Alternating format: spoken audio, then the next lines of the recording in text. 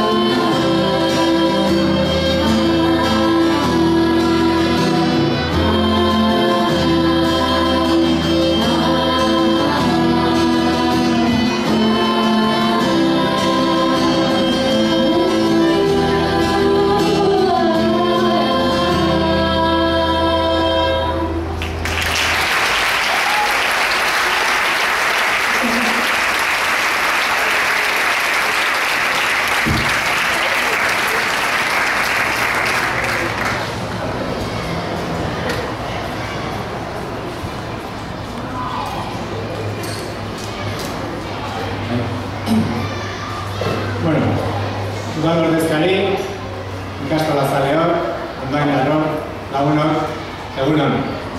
Ongietorri txistokiko eraikin berri honen irekiera ekitaldia. Azkenean, eraikin berri hau eraikitzea guztion artean egin duen lana da. Guztion lankidetza, elkarkidetza lan oinarritu bera, eta ikastola honetan beti oinarritu bera elkarkidetzan, laguntzan. Eta hortan jarraitu nahi dugu. Gauza bi ezaugarrietan oinarritu. Obrak, kilometroak, baimenak, gauza asko pasa ditugu, ekintza asko egin ditugu. Egunak, asteak, hilabeteak, urteak pasa dira. Eta denbora guztionetan zuen babesa eta ilusioa sentitu dugu. Eta azkenean hori izan da, guk sentitu duguna eta sentitzen jarraitu nahi dugu.